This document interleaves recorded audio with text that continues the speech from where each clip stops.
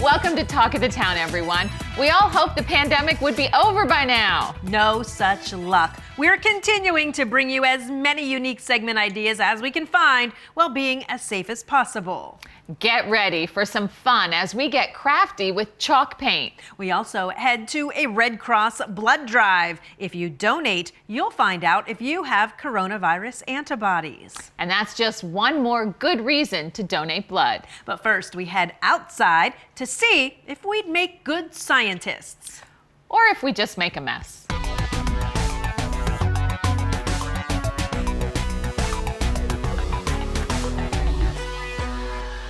2020 has certainly been an interesting year. Now, our kids are grown, but we certainly feel for those of you who have to do double duty as teachers this year.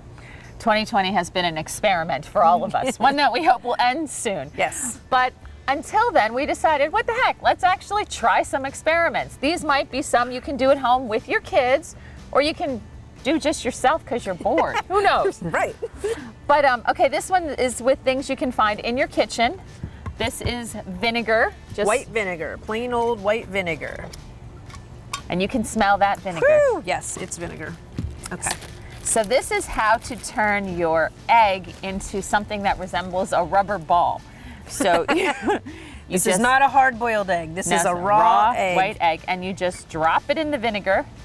And you have to let it sit. We'll close it back up, and you let it sit for 24 hours. But that's not all. That's not all, right? That's if you're making a naked egg. We're gonna make it a little different. Sorry, forgot about that part, Marie. You might wanna put your glove on. Yes. You take a highlighter, and you pull the bottom of it off. This is why we need Zack sometimes. Go ahead, I'll let you do that since your glove is on. And then what are we doing? Just dipping Drop it in. Drop it in. I'm gonna hold on to it. And then squeeze it out. Maybe Squeeze I need out another the color. glove. Here, have another glove. Yeah, and if you smush it around, the color will become pink in there. Ew! There it is. All right. Get that sucker in there. It's already starting to turn everything pink. Your gloves are pink now, too. I see that. So we're getting all that dye, putting it right into the vinegar. And we're not using egg color, we're using a highlighter because it's really going to make that neon. And then what's the goal of this? Well, the goal of this, dun, dun, dun. Okay, this one has been sitting for 24 hours. Okay, so this guy, I'm gonna leave him in there. Yeah, leave him in there, it won't hurt anything. So you just close that up and let it sit for a while. Then 24 hours later, you open it up. I should let you do this because you have the gloves. The gloves, but we'll see how it goes. Now, you're gonna put it in there or on here? Mm-hmm. Wow, it looks like it expanded. And yes. And the shell is no longer there. It's gone. Magic. And it kind of looks like a Super Bowl. Yeah. So the vinegar has acidic acid in it, and it eats away the calcium carbonate of the eggshell. So what you're seeing there is really a naked egg. There is no eggshell on that at all. It's just that membrane that you see when you peel an egg. Yes, that's what it is. There's actually two membranes. Not that I'm a scientist or that Marie is, but we can read pretty good. So those membranes are what's holding that egg together, and it swells because the vinegar has passed through the membranes into the egg. So now we're going to bounce it. We're not sure how stable it is. But why not find out? So it says to start small, bounce it like an inch. Okay. Dun, It's dun, dun. boingy. Okay, now you It bounce is boingy. Wait, let's watch. I don't know if, Zack, if you can see how mushy that is. Yeah, the shell is just completely Boing, gone. boing, boing, boing, boing. Okay, yeah, the shell is completely gone. So if I take it up a little bit higher, Marie's backing up because she thinks it's gonna get everywhere. No, it seems pretty. It seems pretty. All right, stable. your turn.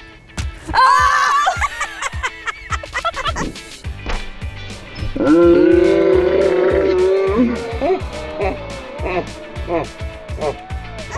to end it quick! Wait, But look at even the yolk has some of that pink in it. It's pretty cool. Yeah. And now you can see the membrane. There's that pink membrane. Pretty cool. So, and it works without the highlighter if you just want to see the naked egg, but it's so much cooler when you can turn things pink. Right, and they're not rubber balls that are going to last very long. Hey, we're going to do lots of experiments in our show, so this is just the first. We'll be back a little later with more experiments.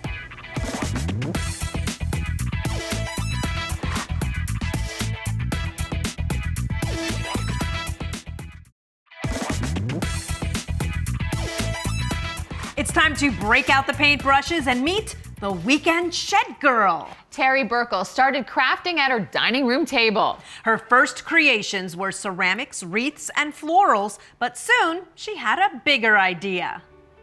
And then one day I decided to go piece of furniture, and I went the furniture way. Started doing that. So then I was into the garage, and then I was overtaking the garage, and I got a shed. That's where Weekend Shed Girl originated from. Where does the furniture come from? I source it through marketplace, garage sales, estate sales. I don't spend a lot of money on them. And I look at a piece and I think I can do that, or it'll look really cool like that. And I like that I saved this stuff too. Grandmom's pieces of furniture are stunning. Terry is a stockist for a unique chalk paint called French Chic. It's what she uses on all of her Weekend Shed Girl pieces. It is the chalk paint that everybody loves, that chalk paint theory, chalk and mineral. The difference is ours has waxes and sealers in it. It takes that step away. When you take 1 jar of chalk paint, your typical jar of chalk paint, and you put it on a piece, it looks like chalk, dusty. And then you have to put a layer of wax, and then you have to put a layer of sealer in order for you to be able to use that piece. The 2 ranges that we sell have those in. So you already have a primer, self-leveling, waxed, infused, sealing paint. 1 step, painting the piece. The 4 chairs are the levels of how to use French Chic paint. So the first chair is the original late 40s bistro chair. That is a prepping where you're cleaning it with your sugar soap. You're giving it a light sand for keying your paint. And then the second set of chair there is 1 coat of the paint, and that is after midnight al fresco range, meaning you can use these chairs outdoor. And that's when people panic because they don't believe that this paint's ever going to cover, because if you look at that, it's translucent. It's very clear. You can see a lot of white through it. Third chair is the second coat of paint, which looks pretty covered. However, you can still see some spots here and there. And then the 4th chair is the 3rd coat of paint, and that is it, complete and done. So once you paint these, they're usable within 2 hours, soft use, right? But you want them to cure to go outside for a good full 2 weeks. All right, so Terry, I went into my basement and I found one of my little holiday chairs, which needs a little bit of tender loving care. Yeah. It's, it was painted red, but doesn't look like very well, and it's weathered. So what would we do first to start a project like that? Well, first, it's a beautiful little chair, so don't give it such a hard time. It is cute. It's a Santa cute needs little to sit chair. on that or an Yeah, elf. yeah. So a really cool idea for this is to just continue with what it is, and it's red. But it definitely, like you said, needs a good freshening up, and you could probably bring out some details in this chair. Yes. So if you were going to start this piece today, and you wanted to redo the reds on it, then you would have to do a prep, okay? So I have a squirt bottle, and this is the sugar soap that we use, concentrated sugar soap, right? And this is your first step. So you can pour it in a bucket and wipe down your piece, or you can squirt it and then wipe down with a clean cloth. I have it in a squirt bottle because I do so many projects that I like to have that handy and use, right? So for purposes of this chair, I'm going to take a cap full, and I have about a 1/4 cup of water, or 1/4 bucket of water in there. And that's all I'm going to use. Wow, it doesn't need much. No, this bottle goes a long way. You'd be surprised what you can clean with this as well. So all you do is a little bit of that soapy water, and you go in and wipe this down. And the funny thing about it is it doesn't look like it's doing much until you put this towel back in that bucket of water. Get all your nooks and crannies. So when you're prepping a piece, you always want to sand it, because you want to key the paint when you start. but you don't want to sand something that you found in the basement or a storeroom or something because you don't know what you're sanding You know up. what the paint is. Right, so you kind of want to make sure that you get good wipe down on it, everything like that. The next thing I would do to prep this, the same I would do with these in prepping. You don't have to clean these because they're fresh raw wood. So sanding blocks are the greatest tool ever. They're really good to use, not throw away, and then just buy new paper. Stick them on there. Just like that, see? So you're not constantly buying the really expensive. It's a money saver. So this is just a nice little fine grit. And then I would just go over the whole thing, real nice and light, all the way around it. Same thing on, very light on your candlesticks because they're raw wood. Doesn't have to be a full sand down to what you're doing. You just cut all these pieces. When you're done, take that small damp, a damp cloth or rag. I'll give you this one for your pieces. And look, you just wipe off the dust. Before you throw paint on this, just make sure that it's dry. That's exactly what you want to do, is kind of just give them a little light sand. All you're doing is trying to, and fresh wood is better than obviously painted wood, but you're just trying to give them a little, Make it a little more porous. something for it to key to. Correct. Porous is a great word. Thank you. So I'm going to use today the Alfresco Range Smudge. It's our newest color. It's, if you look at this, when I first opened it, when we first saw it, it reminds me of gray flannel. Yes. Gray is a very popular color right now. You're And seeing this it everywhere. Yes, and and we have probably from white gray all the way up to this beautiful color, and I love it. Okay, Okay. you've got gray. Marie's got black, and She's I've got got a white. Black, right, and that's like an off-white, and it's beautiful. That's also the Alfresco Range. What color is yours called, Kim? Mine is called Dazzle Me. You know I like that. Dazzle Me. This is called a petite oval. It's the go-to brush for me. We have tons of ranges and sizes. And the goal is not to use too much paint because, yeah, I'm a dunker. Don't dunk. I dunk my chips. Well, listen, you can dunk in dip sauce all you want. Now, the trick first start is never start with a dry brush, specifically with chalk paints, okay? And all you're doing is dabbing it in your water, taking that and just pulling off the extra water. You want to start with a nice, not dripping, but damp brush. Everybody wants to dip to this metal here. And it's very common, very common. When I first learned this paint, I did the same. Even if you were doing a dresser or a door, you can see it's a quarter bit of paint. Because the compact of these brushes and the way that they're made, they collect it in here. This is going to cover almost the whole, that little dip, until you see it translucent almost. It's going to cover almost all of that stick. I went really light on my dip, so we'll see. It's just a little tap, and it's about 1/4 of an inch, or 1/4 of the bristles, the top of the bristles. Okay, so now you can see that I'm running out of paint. And what you want to do, your goal is not to dip your brush back in. You'll always want to kind of cover the whole piece. Probably I need a little more though. Probably. I didn't, because I'm afraid. I'm afraid No, to dip. no, yeah. I'm afraid You want to too much dip. Yeah. Now really wipe that off. Yeah. Yep. Yep. Okay.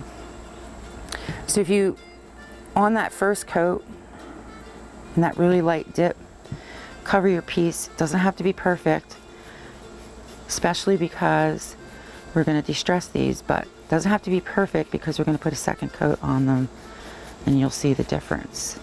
You can take your brush when you're doing these, Marie's doing it, and you can actually rub into the cracks to get the paint in. When we're done with one coat on one, then go right to the other? Right to the other. Same theory, don't over dip that brush. I'm just going to start on it without dipping. Good. I got so worried about telling you how to dip that I even lightened up my brush. All right. So anyway, the second coat is the one that's going to make the difference on these candlesticks. The trick, because this paint has sealer in it, is that it's not going to leave your brush marks. Yeah, I'm noticing that. There Yeah. are no brush marks. No. Yours is covered more. Am I going way too thin? I'm just like trying to make this stretch. No, it's okay because the second second one's coat gonna makes the go. difference. You don't need to not see wood on your first Yeah, coat, on your first coat. right? Okay, yeah, because So- I'm seeing wood too. Yeah, that's I fine. see. Let it go. Okay. Now, little tiny cup of water you have there, and you take a tiny, like barely a drip of your brush while the paint's on it, Okay. and then you wrap it in that towel, that moist, wet towel that you did, just a little, and let it, while you're drying, your you paint don't want your brush to is dry. not hardening on your brush. And now you're going to just do your second coat. And if you just put that little bit on the tip of the brush, so it's only like this high, but I'm loading in here. So you do see some in there, But you get the extra. but you off just the get, edges. you don't want it dripping down the candlestick. And then this one, when you go on here, will almost be enough, strictly because we're distressing this one. How are you doing yours? Pretty good. That Oh, one, that looks so You pretty. can tell like the second coat just goes over. It goes so smooth. That first coat does make you nervous. Yeah. You know, I dipped my brush one time. I did the whole Me first too. candlestick, and I'm on to the second. I did mine one time That's as the well. love about it. That little pot makes people very nervous, but it really goes a long way. You can get a lot out of those pots of paint. Okay, does that look good? I know you said white sometimes needs a little more, but I think it's pretty I good. think it looks really good because we're going to distress as well. All right, so now if you have the paint is cured with alfresco and lazy range because they have the wax and sealer in them, Okay. and you want to distress these, you can only go about an hour and a half, 2 hours, because if you go into the third hour, you're going to try and chisel off paint too because of the hard. sealer. It's starting to so cure. you have to do it. You So have if you're to going to plan. distress, plan your project, okay? And distressing is all about what you like.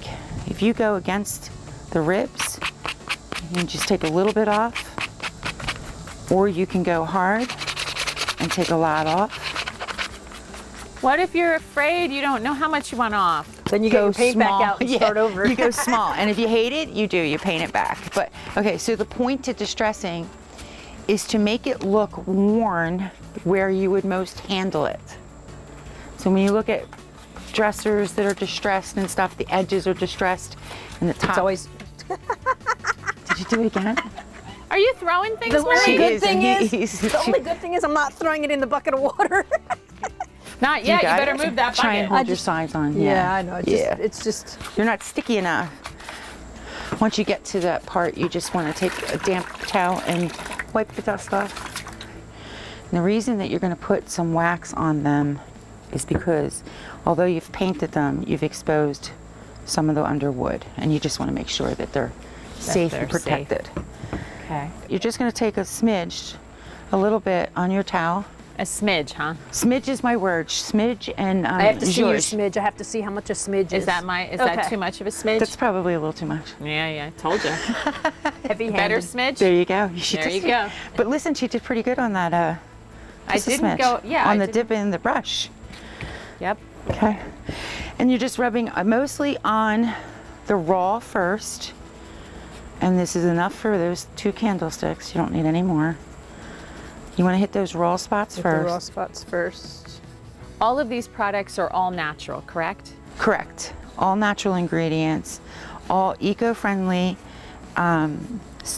certified, children safe, can use on all paints. You can't use them to cook on. That's it. Non-toxic. Non-toxic.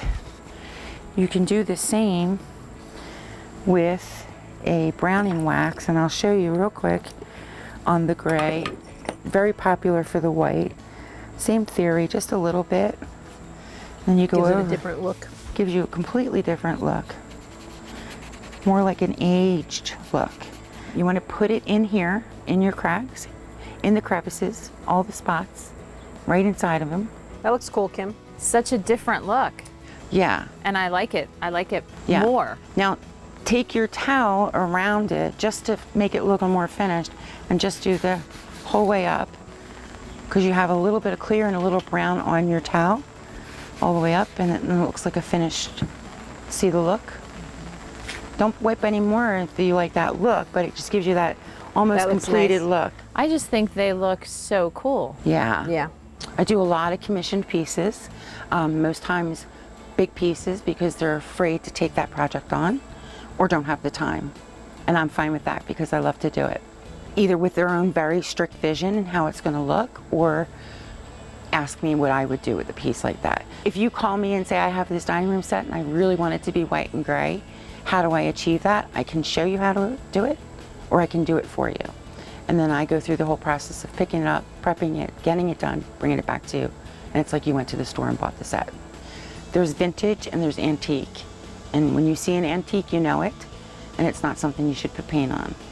And then vintage is that antique that somebody has already tried to adjust and taken the antique out of it and made it old.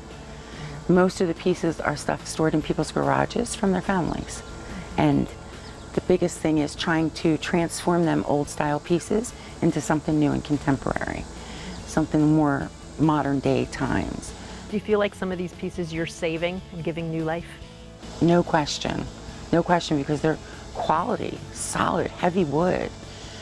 Terry sells her weekend Shed Girl creations at the Country Grapevine in Broadheadsville and Cottage Crafters at Tillman Square in Allentown. You can also purchase French Chic paints at those locations for your own do-it-yourself project. Terry has a French Chic starter pack for one lucky viewer. Just find the proper photo on our Facebook page and tell us what you'd like to paint with French Chic for your chance to win. Good luck. Don't go away, especially parents pulling double duty as teachers. We've got another fun science experiment for you and the kids.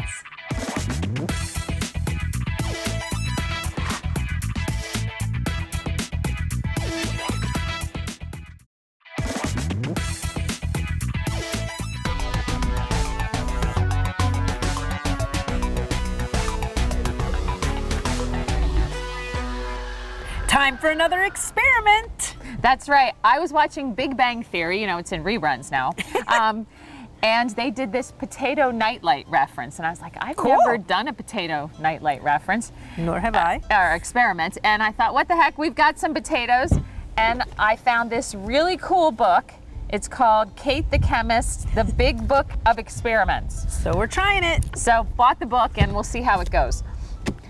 So thanks to our good friend Frank Stanek. Tech fixes everything we breaks and gets us experiment supplies. That's right. We're going to go MacGyver now with our potatoes.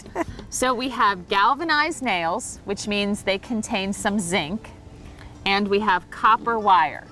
Okay. That's what we need. So we need to put a galvanized nail in one end of the potato and a copper wire in the other end of the potato. Spin them around so we go nail, copper, nail, copper, nail, copper. Okay. Gotcha. Okay. All right, now I'm going to read out of the book because I like to follow the directions. So we have Alligator these, clippies. Yeah, we have these nifty little alligator clips. So the first thing you do is take your little alligator clip and go from one copper wire to one nail. You can go from copper wire to a nail. Oh, and then we have these funky little LED lights. Okay, Teeny so little things. These are going to be our night lights. This is a potato night light. You all wanted one of these and you've just never figured out how to do it. So now we're going to show you. Okay, and we have one more alligator clip. This green one looks pretty good. And we hope it works. Yeah. We're going to show you. We don't know if it's going to work. Okay, so then, actually we need this one too. You clip onto your copper wire, I clip onto the nail. Okay, and then we're going to put the light in the middle. Light in the middle, and we see how it goes. Now these are really tiny. Zach's gonna work some magic if this lights up, and we'll see how it goes. I'm gonna clip on this side, you clip on the middle. I see no light. Okay, let's I'll switch clip it on out. this side. You clip on that side. Make And sure you you're clip- just on that. Are you on two of them? Nope, you're there. Okay, I can't see if I'm touching the middle because. You get the middle count. yep. Hold on, I'm not on there. Wait, make sure they don't touch. No light. Well, we do have a second light bulb. Maybe it's the light bulb and not us. Maybe it's not the potato. Maybe it's not us. Maybe it's Kim and Marie. Okay, you got it. There's yours.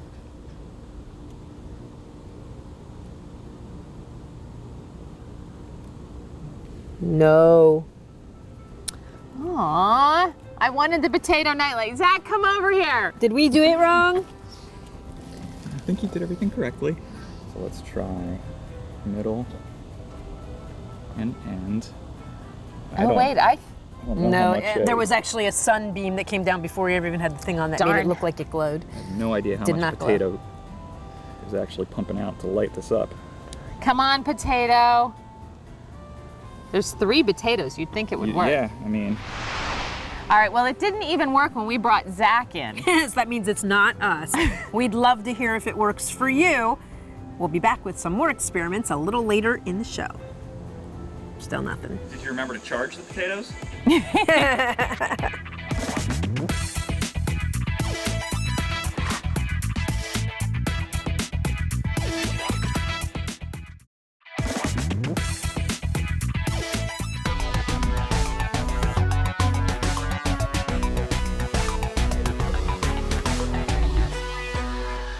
Third time's a charm, so let's get to our next experiment.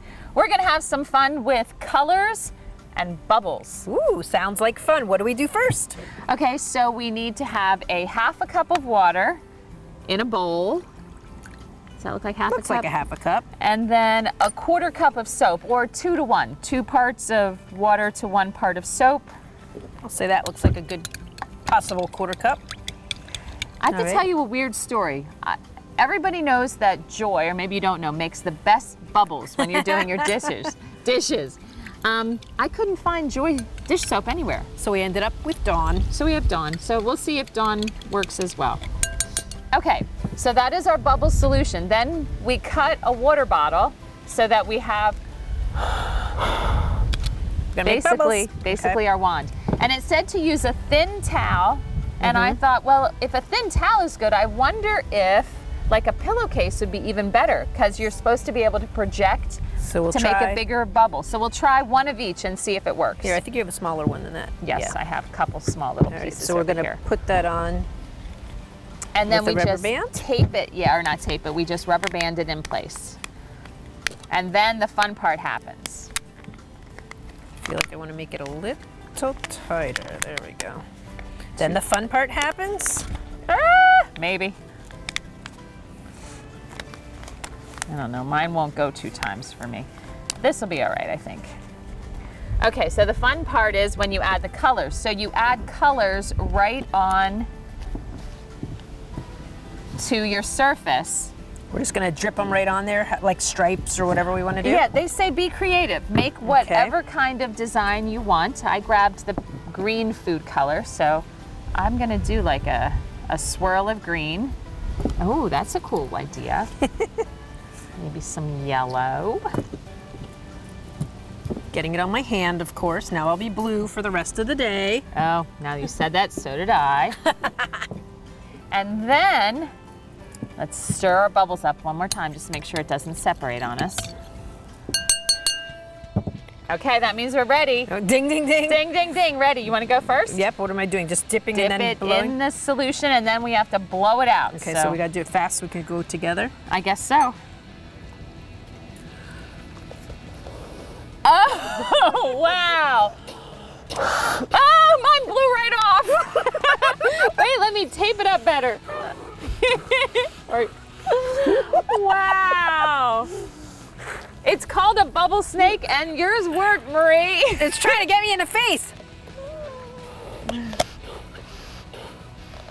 All right, I don't know if I have enough solution on here, but we'll try. There it goes toward your car, Zach. Oh, it missed it. The water starts to get a little muddy. Uh-oh, I got bubbles on my arm and lots of blue. Which one do you think worked better? I think the towel works better than the pillowcase. So, okay, I'm gonna do the towel then. Now be careful, because it seemed to me like the food coloring Stains! can come back toward your mouth too. Yeah. So be careful. I don't know, do I have any blue on my face? Yeah, on my No. cheek? No, you're good. Oh, look, the green is coming through. I do not want to have green food coloring on my And teeth. your teeth? For my last experiment. Okay.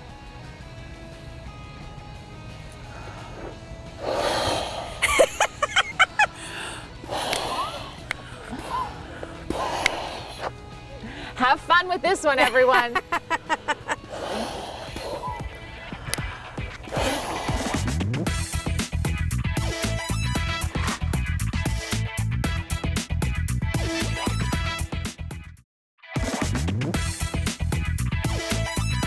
Welcome into the Booth Kitchen.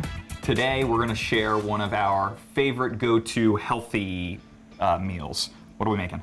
We are making taco zucchini boats, which you can make with ground turkey, ground beef, ground chicken, Beyond Meat, whatever you want to fill them with. We're going to make them today with chicken, but it is a chicken taco zucchini boat.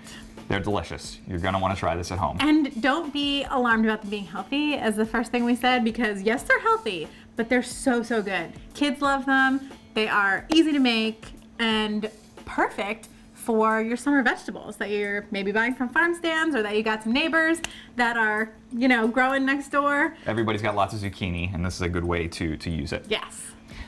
So the first thing we want to do is prep our zucchini. We're going to cut the ends off, have it lengthwise, and then we want to scoop the middle out so that it has space for the meat and filling. I like to use a grapefruit spoon because it's serrated a little bit on the edge and makes this part a little bit easier. So you're also going to save the stuff that's coming out of the middle, because we're going to use some of that to mix in with our meat to kind of bulk it up a little bit. So see, hidden healthiness in the meal. That's right. Have these zucchinis hollowed out.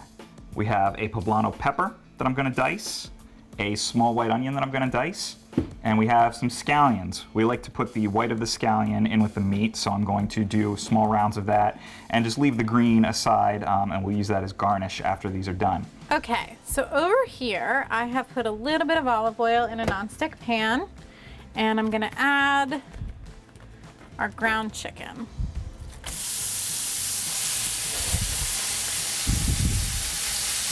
Then, kind of as you do with taco meat, you're just going to chop it up along the way. You're going to let it cook until it is no longer pink. My pan is probably over medium-high heat. We also have an oven preheated to 400 degrees because we will be baking these in the end. And what's in the pot? In the pot, we have water, just a giant pot of boiling water. As we mentioned, we saved the innards of the zucchini because we are going to use them in this as well. How much of this goes? About 3/4 of a cup you want. About 3/4 of a cup. I'm just going to kind of eyeball it as maybe that. I think that's I'll fine. chop this up and then you can decide how much of it 3/4 is. You could probably make this totally vegetarian and just use all veggies. Use more of the innards of the zucchini and just make it a whole Maybe vegetarian a piece. lot of mushroom Ooh, yeah. to give it that hardiness. Try experimenting, it's fun. So once this is totally cooked and all the pink is gone, you're gonna add your taco seasoning. A teaspoon of cumin, a teaspoon of paprika, a teaspoon of chili powder, a teaspoon of garlic powder. I'm gonna mix these up real quick before I put the last couple things in. I'll measure you. Thank you. It's half a teaspoon of oregano, and you also need a teaspoon of salt. All right, now we've got this stirred up well. We're gonna add the veggies. All of them. All of them. Oh, that smells good. I know. Smells good. So delicious too. This is our lunch today, and I'm very excited about it. All right, then you're also going to add a 1/4 cup of water. The recipe calls for 4 ounces of tomato sauce. I only have 8-ounce cans, and I hate opening an 8-ounce can to only use half of it. So instead, I add tomato paste, and I just kind of eyeball. It's probably 2 tablespoons of tomato paste. And then I add a little extra water, maybe 1/8 of a cup or so. You're just going off the rails. I do. I see I've made it so many times, I kind of just personalized my recipe. The goal here is that you want your vegetables to be soft, so you want your onion and your pepper to be soft. This now simmers for about 20 minutes once you have it all mixed up. We have a pot of water boiling. We are going to blanch, I guess, the zucchini Yeah. for 1 minute. Let's see how many of these we can fit in here. So then you have to prepare what you're going to bake them in the oven. So we are using this baking dish that we've used before. Hopefully they fit. I don't think we tested them before. We'll get at least 3 in there at a We time. did this. So what we're going to do is take a little bit of salsa and just put it down in the bottom of the pan. You can use a regular old baking pan, whatever is oven safe in your household. Can you alternate head, Yeah. head to toe, head Yep, to toe? you can do head to toe, head to toe. Make a few more fit. So now we have our boats in the salsa pan and our filling, which you'll see most of the liquid is gone. It is pretty dry. So you're gonna want them to be not really overflowing. Pack it down in there. Okay, and once they are filled, you can take a Mexican blend cheese. You can take, we just have a cheddar cheese we're gonna use. Any kind of cheese that melts well. And just sprinkle a little bit over the top. If you love cheese, go heavy on cheese. Doesn't matter. Lighter on cheese for healthier options, obviously. Yeah, we're gonna go healthy level, not Kim level of cheese. Lidded. And if you grab the oven, into the oven for how long? 30 minutes. 30 minutes in the oven. Okay, so it has been 30 minutes. We're gonna pull these out of the oven. Our oven cooks a little bit faster than some other ovens I have noticed, so you might have to cook for 35 minutes, but the goal is to have melted cheese and have the zucchini be nice and soft. So let's get them out. Oh yeah. Cue the smoke alarm that I'm sure will go off any moment now. All right. So we maybe actually cooked them a couple minutes too long. So you can top these with whatever you'd like. We love scallions in this household, so there will be plenty of scallions, on mine at least. We also have sour cream and the salsa. Yeah, I don't know that we've used sour cream on them before. You can, because Yeah. it's like a taco. Yeah. So a serving size on these is 2 halves, which is what we're gonna eat, and I'm excited about. Do you want a little bit of salsa? I'm not gonna do I'm gonna salsa. put a little bit of salsa on mine. I'm gonna do a little bit of sour cream. These also reheat really well, so you can definitely make a large batch, and Yeah. they Once- reheat really, really well. Once you refrigerate these, you don't lose anything when you microwave them to Yeah, reheat them. flavor is just there. I'm ready to dig in. Let's dig in. Let's dig in. I'm afraid this is gonna be terribly hot. It's probably super duper hot.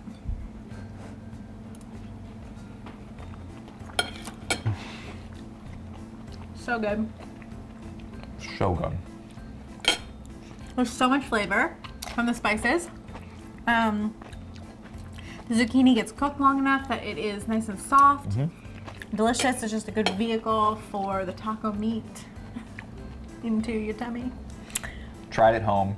We know you'll enjoy it. You will. Enjoy. That looked delish. I really want to try it, but Zack didn't bring us any, Marie. Darn. But what did you bring? Those zucchinis are from your garden? Yes, they are. I brought you one. I had a They're- bumper crop. They're monstrous. I need a tow truck to take this home. The only thing is we can't make zucchini boats. We have to make zucchini warships. Yes, you do. You've got the greenest thumb of anyone that I know. Well, that's what happens when it rains and you blink. I don't know. I think you have a little more than that going on. But anyway, now we're going to head back outside to continue our quest to be scientists. This one's a blast.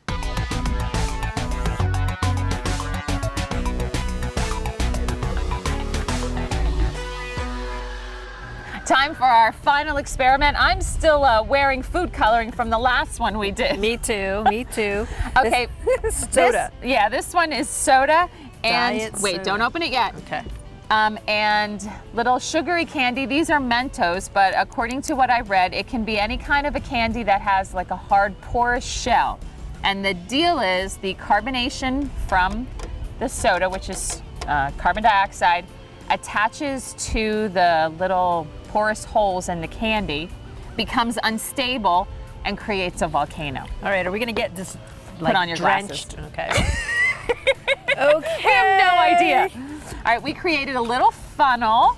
This was using Zack's water bottle. Yep. But you can use paper if you want, and help me load up the candy inside here. You got your finger under there? Yep, finger, I'm holding it. All right. Okay, now wait. Ready? Okay. All right, here we Here go, we go. everyone.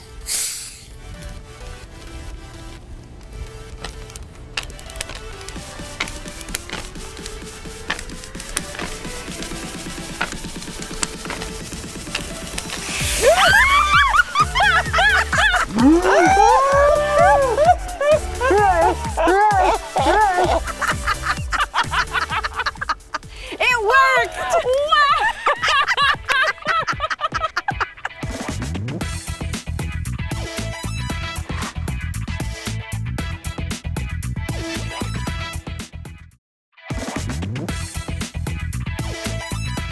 A lot of us are wondering what we can do to help out during this crazy time. Well, the answer might be right here. This big red cross.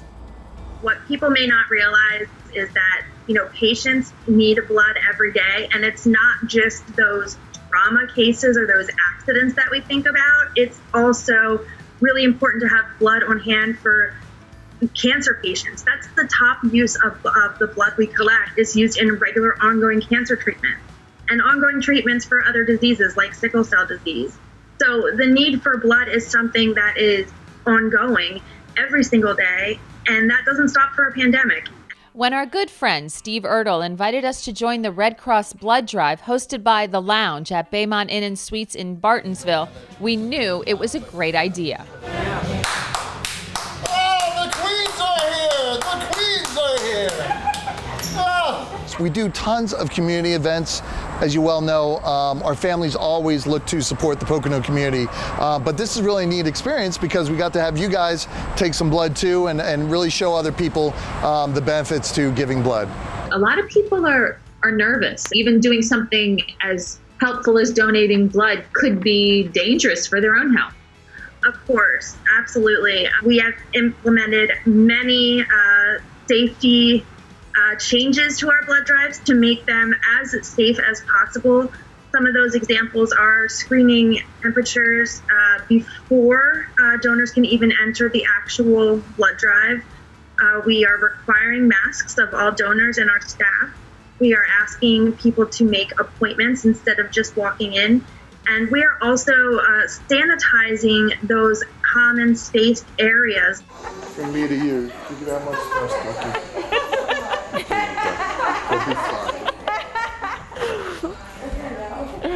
Thank you, Steve. The stress ducky. When you donate at a Red Cross blood drive, there's a bonus. Your blood is checked for COVID-19 antibodies. We started screening all blood donations for the coronavirus antibody. This is really meant to be a public service to our donors and to the public health community. So what we are hoping is that, people can start to understand whether or not they have these antibodies, and then that information is provided in aggregate to public health organizations that request it. There are many people who are interested and curious.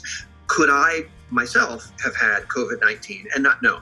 Because we do recognize that a significant percentage of people, in some cases it might be as high as 30 to 40%, might have asymptomatic or minimally symptomatic disease. And in that case, an antibody test might tell us something that, hey, maybe I had infection. So originally we said we were going to do it through the end of August, at which time we would reevaluate, but now it looks like it's going to run at least until January. There's always value in folks donating blood or blood products. In the healthcare business, we totally rely on the generous support of healthy individuals within our community to supply blood, platelets, and now more recently, convalescent plasma.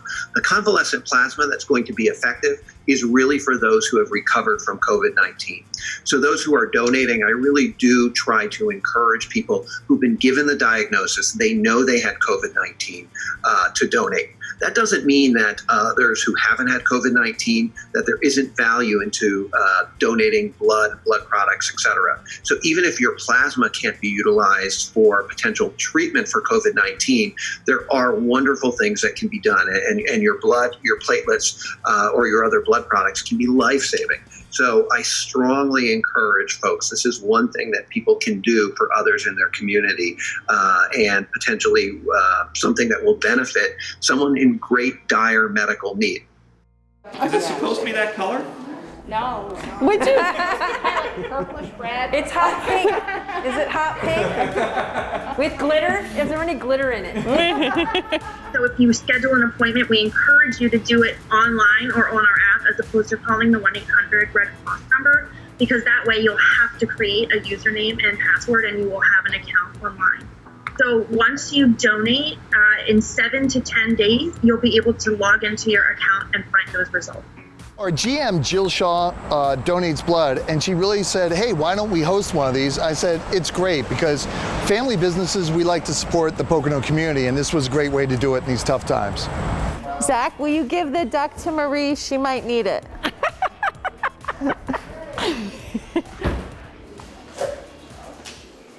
Here comes the duck. Thank you. Oh, he's so squishy. What are you gonna name him? It's not mine, he's Steve's. Thank you for letting me borrow your duck, Steve. I named him Daryl. Daryl? I don't know why. The amazing part was they actually booked every single spot and we had to turn people away. So that's something positive. And if they ask again, I'd be more than happy to do it because we really need this now. For myself, I had a surgery I had to wait over 3 months to get cleared for, and everybody went at the same time. So blood is important now. We also have tourists in our area possibly getting hurt. So it's definitely important for the hospitals. If you have had the coronavirus and have fully recovered from it, you may have these COVID-19 antibodies in your plasma that may benefit these critically ill patients.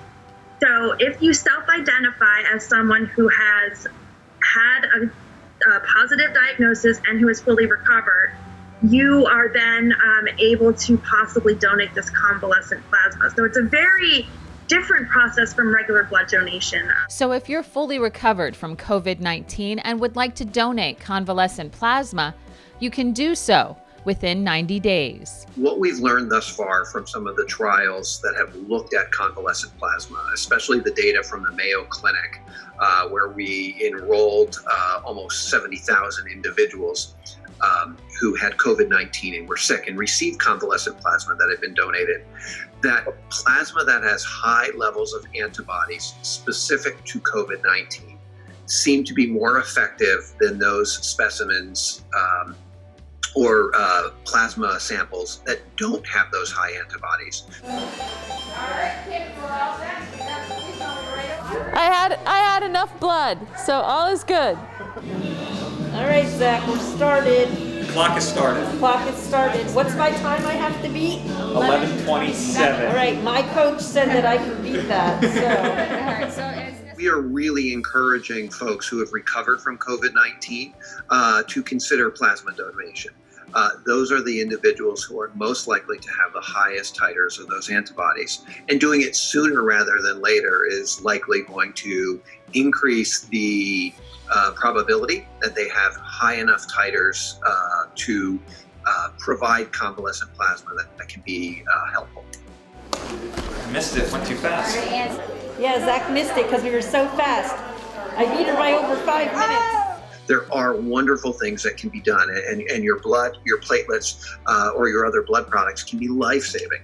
So I strongly encourage folks, this is one thing that people can do for others in their community, and potentially something that will benefit someone in great dire medical need. The Red Cross could really use your help. So do your part and donate today. It'll make you The talk of the town.